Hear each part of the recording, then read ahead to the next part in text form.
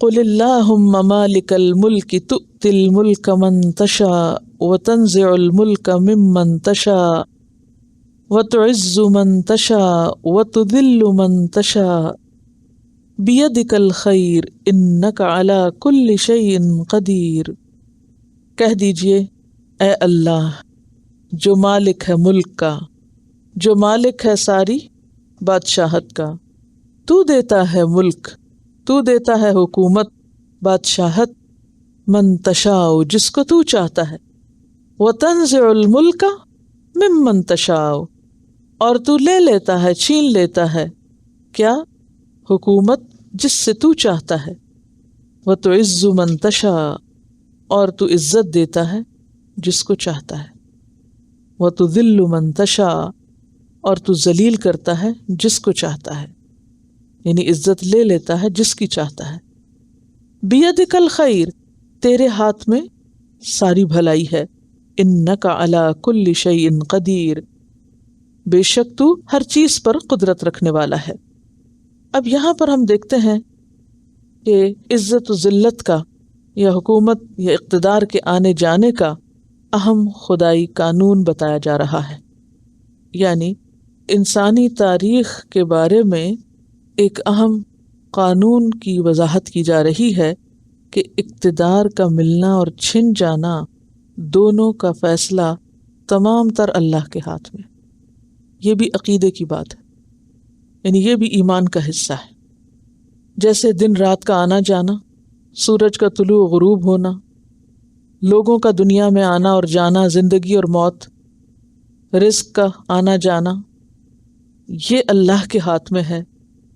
اسی طرح عزت کا ملنا یا ذلت کا ملنا یہ بھی اللہ کی طرف سے ہے، اور اس کے پیچھے خدائی مصلحتیں ہوتی ہیں نہ کہ انسانی کوششیں۔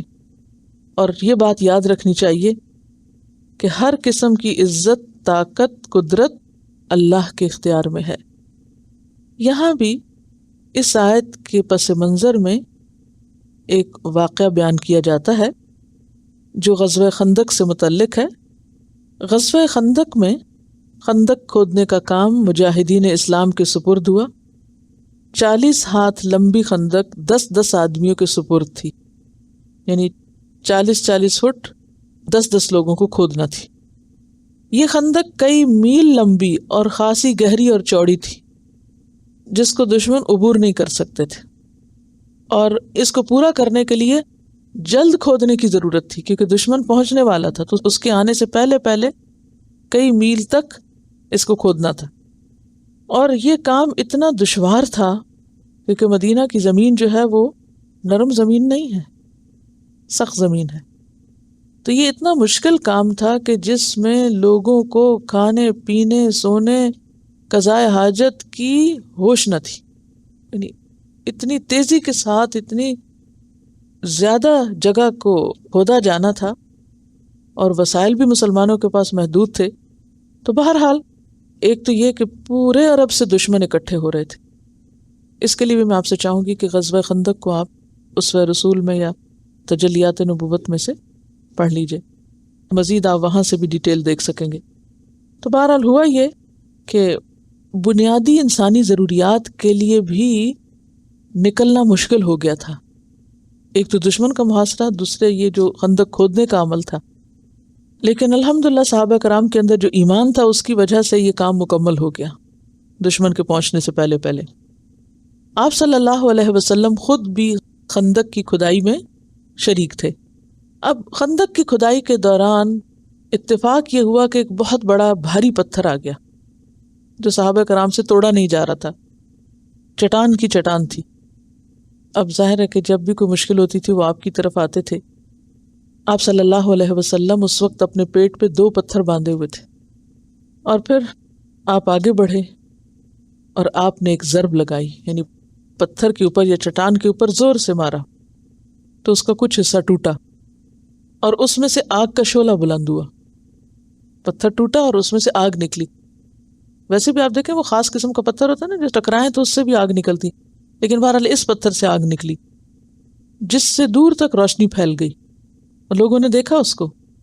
آپ نے فرمایا اللہ اکبر، مجھے ملک کے شام کی کنجیاں دی گئی ہیں، یعنی اللہ کی طرف سے اس سخت مشکل کے وقت میں مجھے خوشخبری دی گئی ہے، ملک شام فتح ہوگا اور اس کی کنجیاں مجھے دی گئی ہیں۔ واللہ میں اس وقت وہاں کے سرخ محلات کو دیکھ رہا ہوں، یعنی مجھے دکھائے جا رہے ہیں۔ پھر دوسری ضرب لگائی تو دوسرا ٹکڑا ٹوٹ گیا۔ فرمایا اللہ اکبر، مجھے ملک فارس دے دیا گیا، یعنی ایران فتح ہو گیا۔ واللہ میں اس وقت مدائن کا سفید محل دیکھ رہا ہوں۔ اب آپ دیکھیے اتنا سخت وقت تھا، سخت سردی کا موسم تھا، بھوک تھی، نیند تھی، بے آرامی تھی اور دشمن کا خوف تھا۔ یہ وہ جنگ تھی جس میں قرآن پاک میں آتا ہے وَزُلْزِلُوا زِلْزَالًا شَدِيدًا، بری طرح ہلا مارے گئے تھے مسلمان۔ یہ بہت ہی کٹھن وقت تھا مسلمانوں پر۔ بہرحال اس سخت ترین وقت میں خوشخبریاں آپ دیکھیں کہ کیا دکھائی جا رہی ہیں اور کیا سنوائی جا رہی ہیں۔ پھر تیسری ضرب لگائی تو باقی چٹان بھی ٹوٹ گئی۔ پھر فرمایا اللہ اکبر، مجھے یمن کی کنجیاں دی گئیں۔ واللہ میں اس وقت اپنی اس جگہ سے صنعاء کے پھاٹک دیکھ رہا ہوں، یعنی جہاں مسلمانوں کی فوجیں داخل ہوں گی۔ اب آپ یہ بات فرما رہے ہیں، آپ اللہ کے پیغمبر ہیں، آپ پر وحی آتی ہے، آپ کسی بھی وقت اللہ کی طرف سے کچھ بھی دیکھ سکتے ہیں، کچھ مشکل نہیں، یہی ایمان بالغیب ہے۔ لیکن جب آپ یہ فرما رہے تھے تو منافقین نے ہنسنا شروع کر دیا، مذاق اڑانا شروع کر دیا اور کہا کہ دیکھو حال ان کا یہ کہ ان کو کھانے کا وقت نہیں، اپنی ضروریات پوری کرنے کا ہوش نہیں، جانوں کی حفاظت مشکل ہے، دشمن کے مقابلے کے لیے خندق کھود رہے ہیں اور اس وقت روم اور فارس کے خواب دیکھ رہے ہیں۔ اور واقعی اس وقت عقل تو نہیں مانتی کہ اتنے مشکل وقت میں اتنی بڑی بڑی فتوحات کی باتیں ہوں۔ لیکن آپ دیکھیے کہ آپ صلی اللہ علیہ وسلم نے ہمیشہ عسر سے یسر نکالا، انتہائی تکلیف دہ موقع پر بھی ایسی بات ہمیشہ کہی کہ جس سے حوصلے بلند ہو جائیں۔ ہم لوگوں کا حال کیا ہوتا ہے؟ اچھے بھلے حالات میں بھی مایوسی کی باتیں کرتے ہیں، یہ نہیں ہو سکتا، یہ نہیں ہوگا، یہ کیسے ہوگا، یہ تو ہو ہی نہیں سکتا، کیونکہ اپنے زور بازو پہ بھروسہ کرتے ہیں نا، اپنے حالات اور وسائل کو دیکھتے ہیں۔ لیکن وہاں کام سب کرتے تھے مگر بھروسہ اپنے پہ کبھی بھی نہیں کیا، بھروسہ ہمیشہ اللہ پہ ہوتا تھا، وہ کرنے والا ہے۔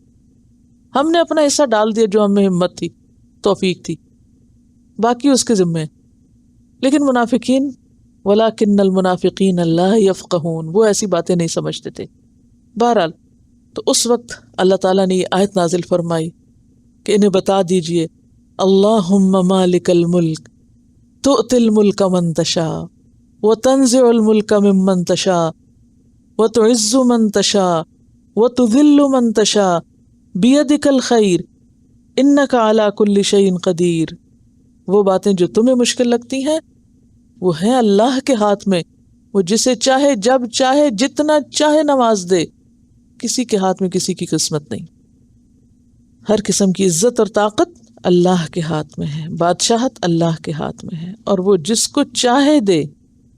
تؤتی الملک من تشاء، اور آپ دیکھیں کہ کس طرح ابراہیم علیہ السلام کو آگ میں پھینکا گیا، ختم کرنا چاہا قوم نے، پھر ملک سے نکال دیا گیا۔ ہاں انہوں نے تو اپنے طور پہ ختم کر دیا، قصہ پاک ہوا۔ سوچے نا کہ پہلے انہوں نے کیا کرنا چاہا کہ جلا دیں، زندہ آگ میں پھینک دیں، کچھ نہیں ہوا، آگ نے اثر ہی نہیں کیا۔ پھر ان کو جب دیکھا کہ یہ تو ختم ہی نہیں ہو رہے تو باہر نکال دیا ملک سے۔ انہوں نے کیا سوچا؟ جان چھوٹ گئی۔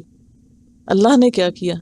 آل ابراہیم کو کتنی برکت دی، اور ہم آج تک دعائیں مانگتے اللہم بارک علی محمد وعلی آل محمد کما بارکت علی ابراہیم وعلی آل ابراہیم انک حمید مجید۔ کبھی نہیں سوچتے ہم کہ کیا مانگ رہے ہیں، کیوں مانگ رہے ہیں۔ وہ کیا برکت تھی جو اس انسان پر ہوئی جسے اللہ کی خاطر آگ میں ڈالا گیا تھا، جسے لوگوں نے ختم کرنا چاہا تھا اور نکال دیا، اپنی آنکھوں سے دور کر دیا۔ اللہ نے اس کو چن لیا۔ جو اللہ کے راستے میں بے آبرو ہوتا ہے اللہ اس کو عزت دیتا ہے۔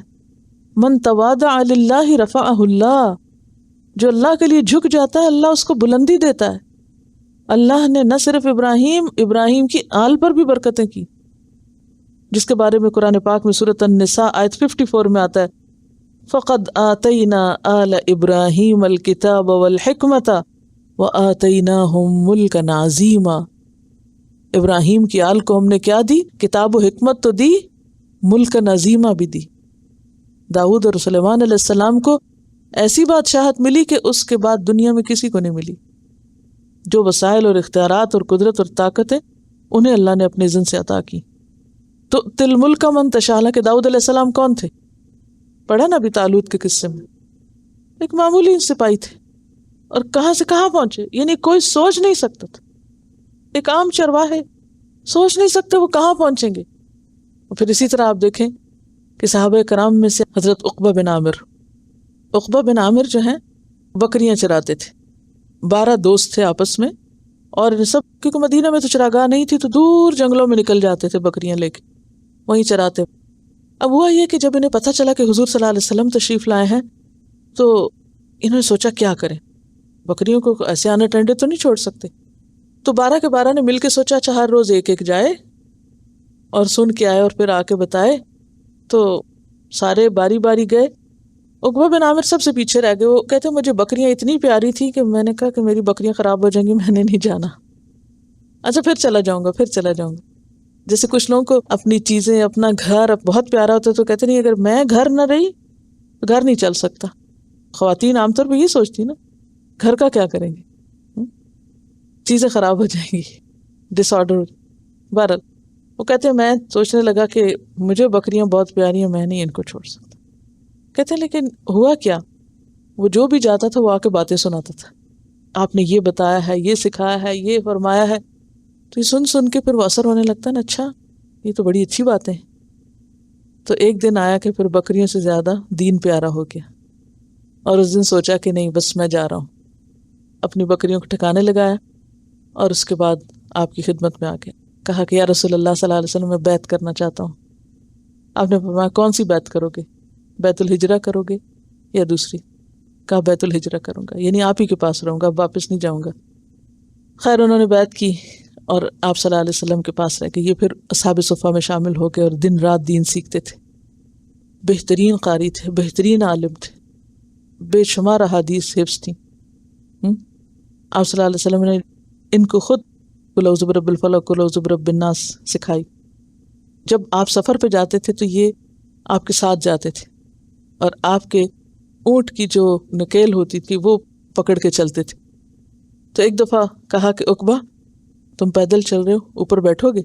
تو خود نیچے اتر گئے اور عقبہ کو کہا اوپر بیٹھ۔ اب عقبہ اس میں تھے کہ میں بیٹھوں یا نہ بیٹھوں، اگر میں نہیں بیٹھوں گا تو آپ کی نافرمانی ہوگی، اور اگر بیٹھوں تو میں اوپر اور آپ نیچے۔ کہتے مجھے سمجھ نہ آئی تو میں نے کہا اچھا بیٹھ جاتا ہوں، یعنی میں آپ کی اطاعت کرتا ہوں۔ میں بیٹھ گیا۔ کہتے جب میں بیٹھا تو مجھ سے برداشت نہ ہوا، میں پھر فوراً نیچے اتر آیا۔ میں نے کہا یا رسول اللہ صلی اللہ علیہ وسلم میں یہ برداشت نہیں کر سکتا کہ آپ پیدل چل رہے ہیں اور میں اوپر بیٹھا ہوں، آپ ہی کو بیٹھنا ہے۔ تو آپ صلی اللہ علیہ وسلم پھر دوبارہ بیٹھ گئے۔ اس میں آپ نے پھر ان کو یہ صورتیں بھی سکھائیں، اور پھر اترے رستے میں، اور پھر نماز میں آپ نے یہی صورتیں پڑھی، یعنی پہلے سکھائیں پھر نماز میں وہی پڑھائیں۔ بہرحال اس کے بعد آپ دیکھیں کہ عقبہ بن عامر کے ہاتھوں دمشق فتح ہوتا ہے، مصر فتح ہوتا ہے، یعنی دونوں جگہ پر تھے، اور پھر یہ مصر کے گورنر بنائے جاتے ہیں، مصر کے گورنر بنائے جاتے ہیں، کوئی معمولی عہدہ نہیں۔ پھر ان کی وفات ہوتی ہے تو جبل مقطم پر ان کی قبر بنائی جاتی ہے۔ کہاں وہ بکریاں چرانے والے عالم، فاتح، قاری، مجاہد، غازی سب کچھ بنے۔ تو تل ملک کا ملک، یہ حکومت تھی، مصر کی گورنری تھی۔ تو تل ملک کا منتشا، تو جسے چاہے وہ دے دے۔ کہاں یہ بنی اسرائیل جو انتہائی پڑھے لکھے لوگ مدینہ سے جلاوطن کر دیے گئے، تنزع الملک ممن تشاء، ان سے حکومت لے لی گئی، خیبر سے جلاوطن کر دیے گئے، کیوں؟ اللہ کی نافرمانی کی وجہ سے۔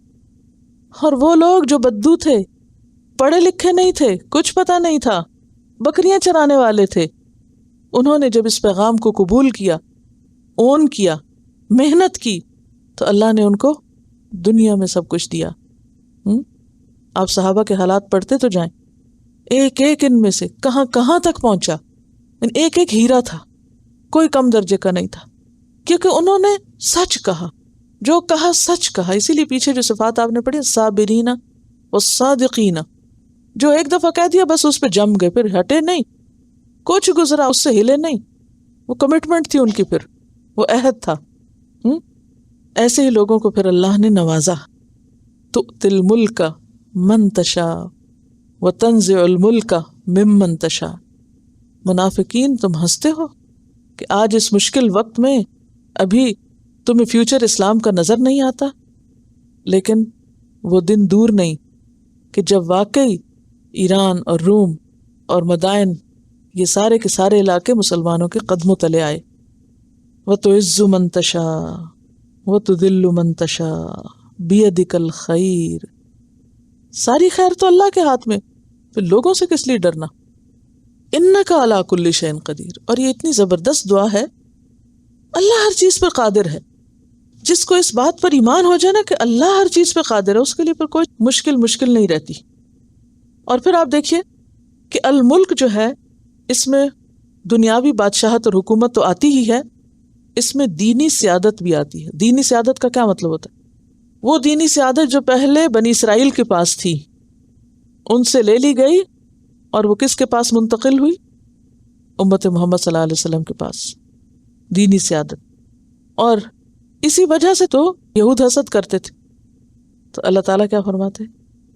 اللہ اعلم حیث یجعل رسالتہ. اللہ کو خوب پتہ ہے کہ اسے اپنی رسالت کس کو دینا ہے. سورۃ الانعام آیت 124. سورۃ الاسراء میں اللہ تعالیٰ فرماتے انظر کیف فضلنا بعضهم علی بعض. دیکھو تو کس طرح ہم نے بعض کو بعض پہ فضیلت دے رکھی. دنیا میں کسی انسان کو کوئی مقام ملے، کوئی عزت ملے، سب اللہ کی دین ہوتی. اس لیے کسی کو پا کے کچھ بھی اکڑنے کی ضرورت نہیں، اور نہ خود کو بڑی چیز سمجھنے کی. اور یہ جو دعا ہے، یہ بہت زبردست دعا ہے. آپ صلی اللہ علیہ وسلم نے حضرت معاذ کو یہ دعا سکھائی کہ تم یہ دعا پڑھا کرو. فرمایا یہ ایسی دعا ہے کہ تم پر احد پہاڑ جتنا قرض بھی ہو تو اللہ تعالیٰ اس کی ادائیگی کا تمہارے لیے انتظام فرما دے گا. تو اس کو اگر کوئی مقروض شخص یا تنگ دست شخص پڑھے تو اللہ تعالیٰ اس کے حالات انشاءاللہ بدلیں، کیونکہ ساری خیر تو اللہ کے ہاتھ میں نا، بندوں کے ہاتھ میں کچھ نہیں. قل اللہم مالک الملک تؤتی الملک من تشاء وتنزع الملک ممن تشاء وتعز من تشاء وتذل من تشاء بیدک الخیر انک علی کل شیء قدیر رحمن الدنیا والآخرۃ ورحیمہما تعطیہما من تشاء وتمنع منہما من تشاء ارحمنی رحمتا تغنینی بہا ان رحمت من سواک. کیا مطلب ہے؟ اے دنیا اور آخرت کے رحمان اور ان کے رحیم، تو جسے چاہتا ہے عطا کرتا ہے اور جس سے چاہتا ہے روک دیتا ہے، یعنی رزق کو. مجھ پر اپنے پاس سے ایسی رحمت کر کہ جو مجھے تیرے سوا ہر ایک کی رحمت سے بے نیاز کر دے. یعنی تو مجھ پر مہربان ہو جا کہ مجھے کسی انسان یا کسی دوسرے کی ضرورت نہ رہے. ٹھیک ہے، تو یہ آیت اس لحاظ سے بھی، کیونکہ اس میں ملک سے مراد حکومت بھی ہے، مال بھی ہے، اور پھر عزت بھی، اور یہ سب چیزیں اس میں آ جاتی ہیں.